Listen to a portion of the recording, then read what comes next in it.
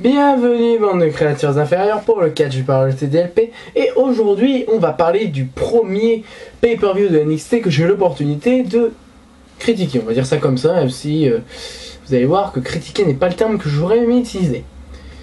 Donc NXT TakeOver 5, The Unstoppable.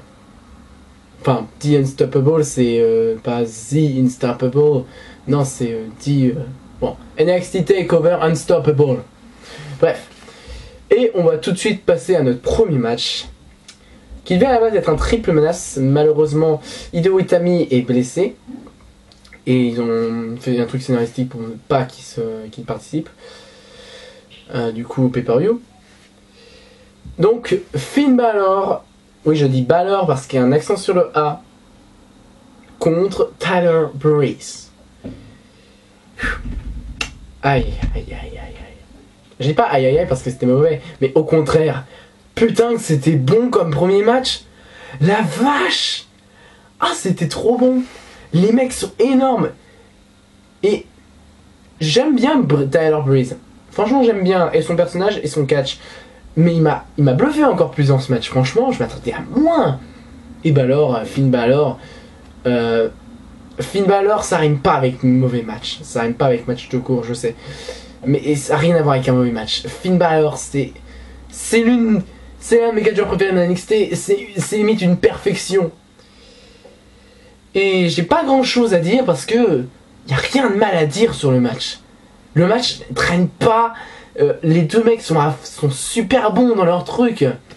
Les deux entrées sont énormes. Finn Balor et son truc diabolique, et Tyler Breeze avec ses femmes là, et puis voilà, c'est vachement classe, bien dans son personnage. Je pense que ce n'est qu'une question de temps avant que Tyler Breeze rejoigne Raw. Passons au deuxième match, et oui, ça va vite, hein. Franchement, ça va aller très vite, hein, normalement.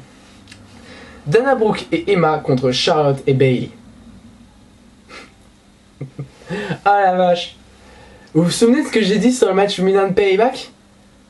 C'est que dalle à côté de ce match-là. Franchement, Charlotte et Bayley. J'ai jamais vu de meilleures catcheuses. Je ne déconne pas. Pour moi, c'est les deux meilleures catcheuses que j'ai vues de ma vie, Charlotte et Bayley. Les deux sont énormes. Charlotte a réussi à faire une figure 8. Figure 8 leg lock. Elle a fait mieux que son père, le légendaire Ric Flair. Et Bayley, elle a la classe, bordel. Bayley, je veux qu'elle ait... Si elle n'a pas le titre féminin NXT, elle doit avoir le titre des divas. Ces deux meufs, c'est le futur du catch féminin. Elles ont gagné, mais en même temps, ça aurait été criminel. Bien que Dana Brooke et Emma n'ont pas été mauvaises, ça aurait été criminel de les faire perdre, alors qu'elles sont en équipe. Les deux nous avaient sorti des matchs tellement bons quand elles étaient l'une contre l'autre. En équipe, ça pète. Ça pète de qualité. J'aime bien aimer aussi la fin avec Bayley et Charlotte qui font le truc de Ric Flair. Ouais, je sais, j'utilise mon portable, je triche. Mais je triche pour avoir vraiment l'ordre des matchs et tous les noms parce que je me souvenais plus très bien que c'était Emma et Dana Brooke. Enfin bon. Troisième match, Rhino contre Baron Corbin. Même eux, ils ont fait un excellent match. Pas qu'ils sont mauvais, mais étant donné que c'est des brutes tous les deux, on pouvait s'attendre à ce qu'ils fassent le pire match de soirée. Non, ce match était énorme. Je vous ai dit, il n'y a rien, ce pay-per-view, je vous le spoil, ce pay-per-view il est génial, pas comme tous les takeovers. Pour l'instant, les pay-per-views de NXT sont tous bons et celui-là fait pas exception. Mais celui-là, j'ai particulièrement aimé pour certains trucs. Par exemple, le takeover 2, j'avais pas tant aimé que ça, il était bon, mais sans plus. Mais celui-là, waouh, celui-là il pète. Donc Baron Corbin contre Rhino, match que j'attendais énormément et j'ai vraiment pas été déçu. Il a été brut, mais moins brut que ce que je m'attendais et ça m'a fait plaisir. Les deux mecs savent vraiment catcher et pas que taper. Bon, Rhino c'est pas étonnant, c'est une légende, mais même Baron Corbin et à l'image de Tyler Breeze, bon Tyler Breeze surtout parce que je pense qu'il va bientôt y aller, mais Baron Corbin, putain qu'est-ce que ce serait bien qu'il soit dans le roster principal. Alors j'aime toujours le End of Day, franchement le pay-per-view. La prise de finition de Baron Corbin est tellement classe.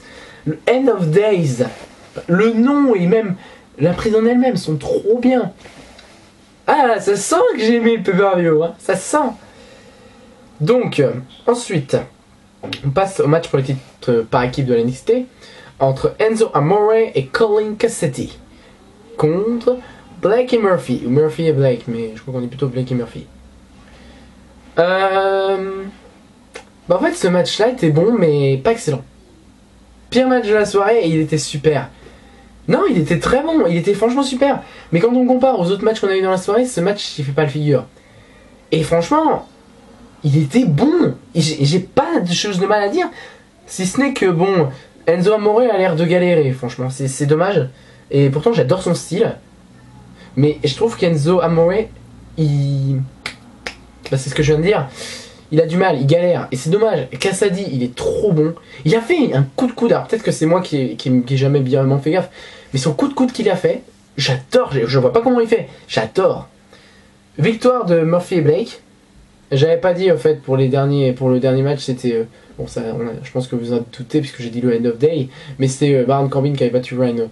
Donc Murphy et Blake conservent le titre, j'aurais vraiment préféré une victoire d'Enzo et Amore et Cassady, mais en même temps...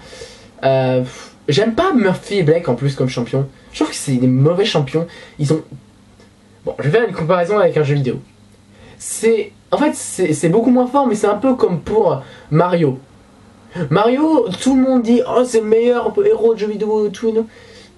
Non, Mario, c'est pas le meilleur. Ses jeux, je les respecte énormément. Mais le personnage, il est mauvais. Le personnage, il a rien de bien. Quand je vois que des personnages comme Sora de Kingdom Hearts, Kratos de God of War sont loin derrière Mario. Même Crash Bandicoot est plus charismatique. Et pour ceux qui ont vu la EPB en... bon, je vais pas parler de la EPB parce que de toute façon j'ai dire une connerie. Enfin bon.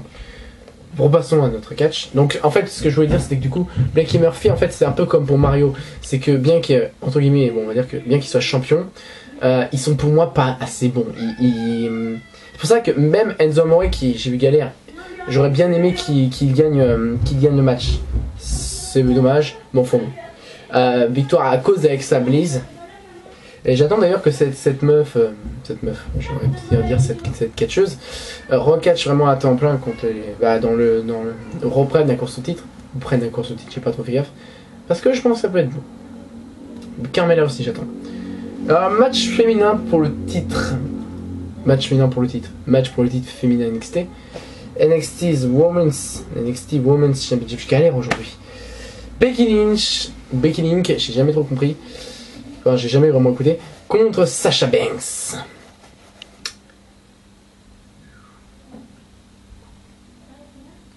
Si seulement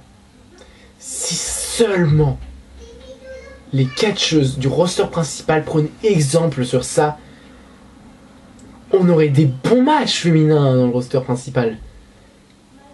Et là, il n'y a pas photo. Il y a... Les meufs sont à fond. Becky Lynch et Sasha Banks sont à fond. Et j'y croyais pas au début. Je me suis dit, ça va être bien sans plus.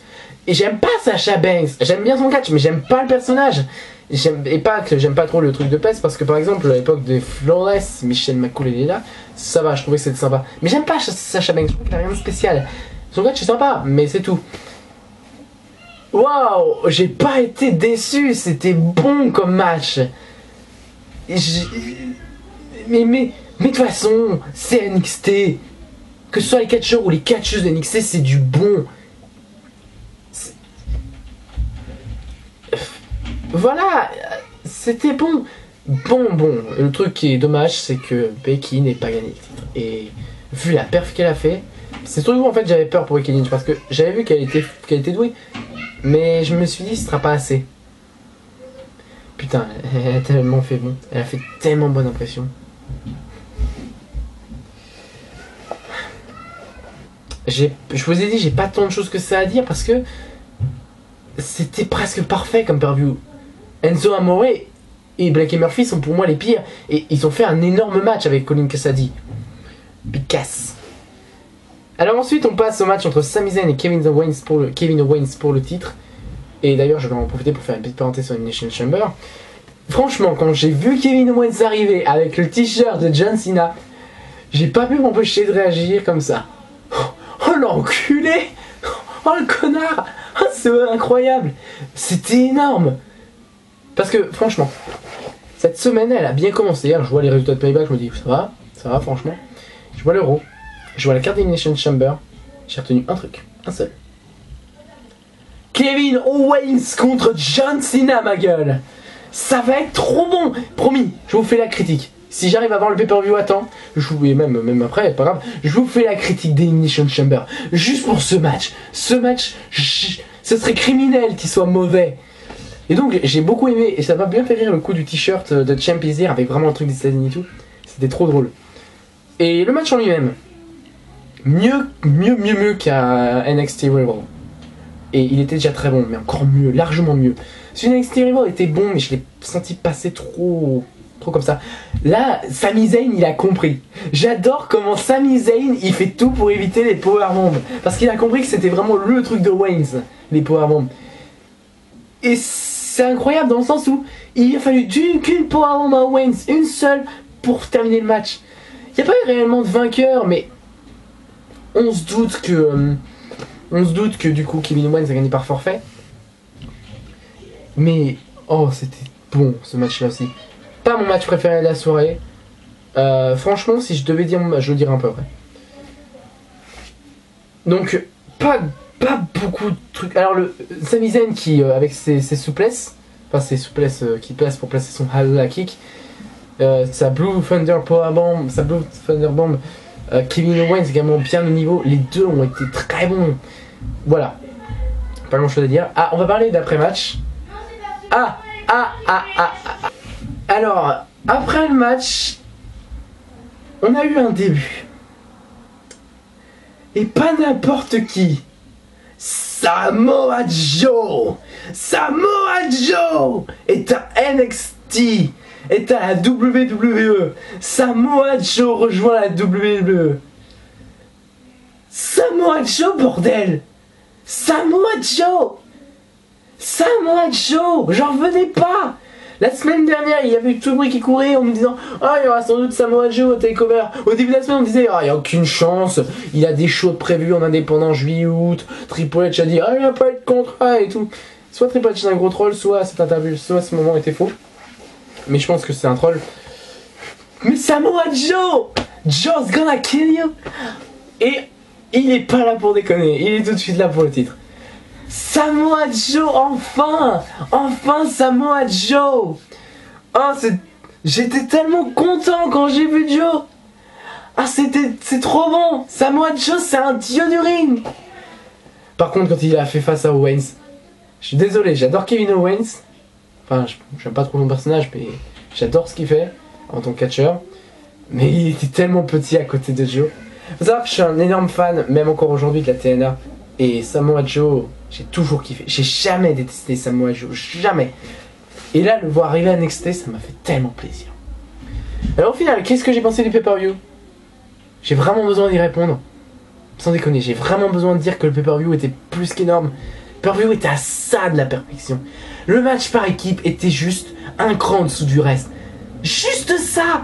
Le pay-per-view, il a ça de la perfection. Et encore, quand je vous dis que le match est en dessous, je vous dis très bon. J'ai envie de mettre 20 sur 20. Et j'hésite à le faire. Ce qu'il y a, c'est que c'est soit 19,5, soit 20 sur 20. Du coup, j'ai envie de mettre 20 sur 20. Franchement, Takeover, NXT Takeover, c'est énorme.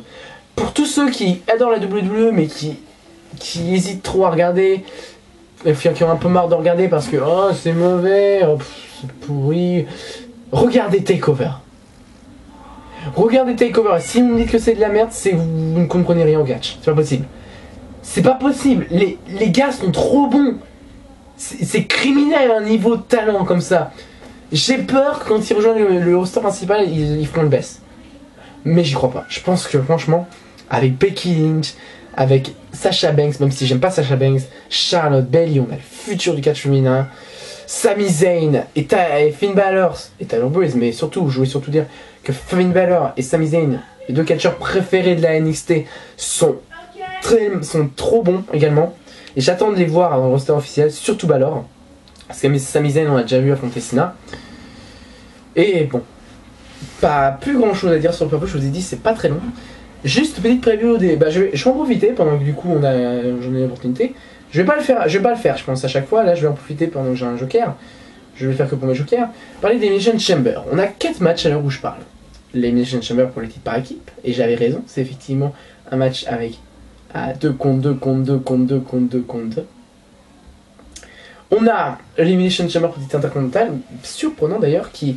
Pour moi d'ailleurs, il n'y a que 3 gars qui peuvent le gagner. Sheamus, Ryback, Rusev.